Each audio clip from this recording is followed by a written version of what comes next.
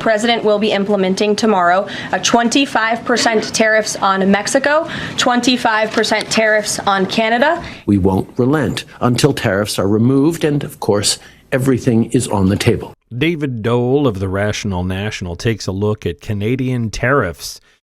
David himself being Canadian, he's got a personal viewpoint on the subject, but I'm a fan of his. I think he's got a pretty level-headed way of summarizing this stuff in a way that is easy to understand. And I happen to agree with his viewpoints. Why don't we watch this clip together? I'm going to have opinions that I'll add in as we go, and then I want to know what you think in the comments. But let's check it out. This month felt like it would not end, and now that it is, it feels like it came out of nowhere. So, breaking news here, as Trump is indeed going to be implementing tariffs on several countries, including Canada, that I'll be focusing on in this video. And the ones that are going to be hurt most by this are Americans. Part of the reason for that is because Canada actually plans to take care of its workers and companies that are going to be hurt by these tariffs. Don't expect Trump to do that. So I'm going to break down this story as well as get to Trudeau's response, what Trump is saying, and how Canada may be considering targeting Tesla and all of this, which is, I got to say, the best part of this entire news story. So wait for that.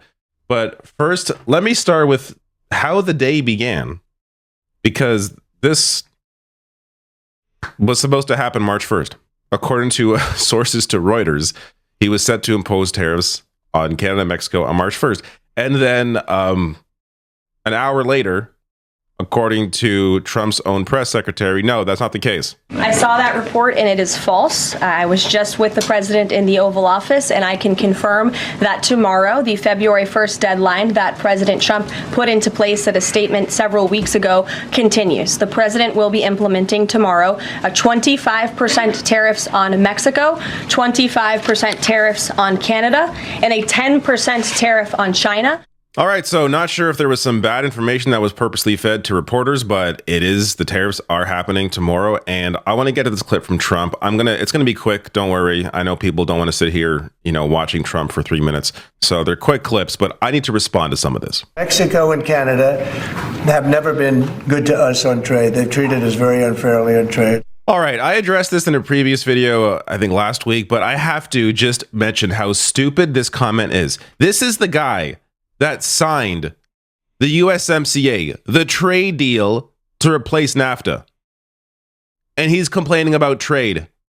Then why didn't he fix it before if it's such a bad deal on trade? I guess it was your bad deal. So absurd. Let me get to the rest of this clip because he makes some comments here that he doesn't know what the hell he's talking about.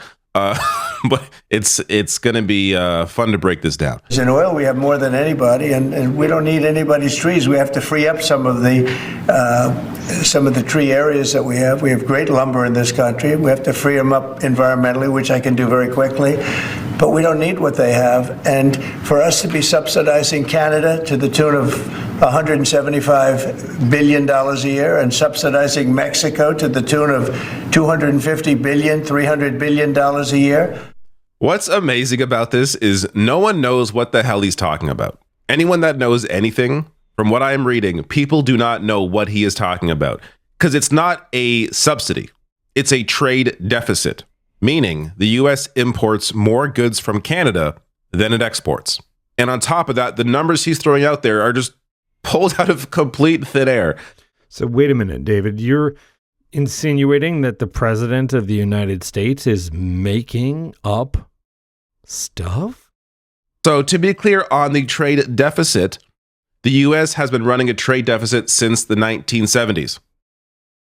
Trade deficits are neither good nor bad. It depends on the situation. It depends on the economy. It depends on what you need in terms of goods and services. So there is no, it isn't inherently a bad thing to have a trade deficit. And on top of that, the U.S. trade deficit with Canada is significantly smaller than that of countries like China and Mexico, even though Canada is the U.S.'s largest export market. So Canada is like 10th on this list in trade deficits. Like to target Canada is very bizarre. If you're worried about trade deficits, Canada clearly should not be the focus because it's not the problem. But this idea that you're going to cut off lumber, cut off oil, and be able to recoup that within your own means, within your own country immediately is completely insane. Of course, you're not going to be able to do that immediately because the whole processes are not there to do that. So you have to wait for the manufacturing to catch up, which could take years in order to recoup that. And then maybe you'll be able to meet the demand that replaces the trade that you were bringing in. But it's also bizarre just to do blanket tariffs. There is no logic to any of this. This is going to directly hurt Americans because not only just the tariffs themselves, but because Canada actually plans to take care of the people impacted. So Canada offer pandemic level economic support if hit by U.S. tariffs. Going on right here with about 20% of the Canadian economy and almost 2 million workers in the country reliant on exports to the U.S., the tariffs would hit hard. Quote, Canada will be there to support and protect workers whatever irrational decision is made south of the border, Labour Minister Stephen McKinnon told a news conference. Quote, workers will not pay the price for or bear the brunt of a tariff decision made by the U.S. administration. Quote, if you want to know what we can do and what we will do, take a look at the government's COVID playbook. Take a look at how we supported people during COVID. Speaking to the Canada Emergency Wage Subsidy for companies, as well as the CERB, which was the $2,000 a month that helped Canadians who were impacted by the pandemic. Now, the issue here is that Parliament, I would imagine, has to be in session to be able to deliver any future help to people that are impacted by these tariffs. And right now, there's a leadership race going on for the Liberal Party. That means nothing is happening right now. So hopefully things can get going. So some help can be delivered to people impacted by this. But this is where we get to one of the leadership candidates for the Liberal Party, Chrystia Freeland, and her fantastic suggestion. This has to be done. Freeland says Canada should target Elon Musk's Tesla in a tariff fight.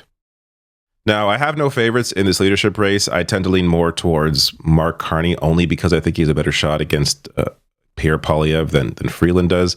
But regardless, whoever is leader, right now, Trudeau should take this up because this is what you need to do. Target the people that are closest to Donald Trump. She says, quote here, we need to be very targeted, very surgical, very precise. We need to look through and say who is supporting Trump and how can we make them pay a price for a tariff attack on Canada. The move would target Tesla CEO Elon Musk and other power brokers in Trump's orbit, along with powerful lobby groups such as Wisconsin dairy farmers. Tesla's chief financial officer warned on an earnings call earlier this week that tariffs could hurt the company's profitability. Good. This is exactly where a lot of the focus, I think, should be. Last thing here, I'm just going to play this clip from Trudeau and his response. Right now, we're showing the new American administration that they have a strong partner in Canada when it comes to upholding border security, all while simultaneously underscoring that we won't back down, that if tariffs are implemented against Canada, we will respond. We won't relent until tariffs are removed, and of course, everything is on the table. Of course, I won't sugarcoat it. Our nation could be facing difficult times in the coming days and weeks. I know Canadians might be anxious and worried, but I want them to know the federal government, and indeed all orders of government, have their backs. So Trudeau recently brought together all of the premiers, many of which are conservative, minus Danielle Smith of Alberta, who is far right and was going to be at Trump's inauguration until the inauguration was brought indoors. But I am so glad that, look, as many criticisms as I have of Trudeau, and I've done many stories of that nature over the many years he's been in power, I'm so glad that he is the prime minister and it's not Pierre Poilievre, because Pierre Poilievre, one of his closest, or I should say one of his biggest supporters right now on the American side is Elon Musk. How do you expect Pierre Poilievre to put up the kind of fight that is necessary when one of Trump's closest allies is a big supporter of his? It's interesting to hear the Canadian perspective on it. I don't know that much about Canadian politics, but it does seem wildly What I don't see is the motive. I always look for the motive when Trump is doing stuff. It's usually just self-interest. And you can say, well, if he does this, he's going to get a kickback, right? I mean, he's a con man, and he understands things at like a mob boss level. It's basically like a protection racket. Oh, you pay us a little whatever, and we'll make sure things don't get harder for you, right? It's all a shakedown, and none of it is particularly sophisticated because he just doesn't understand it. It's not that he cares about people seeing what he's doing. He makes up these baloney cover stories that a child would think is stupid. But in the case of slapping tariffs on, like, does he genuinely think this is going to make the changes in the U.S. economy? Like, I don't know. I don't know why you would. I don't get it. Let me know what you think in the comments.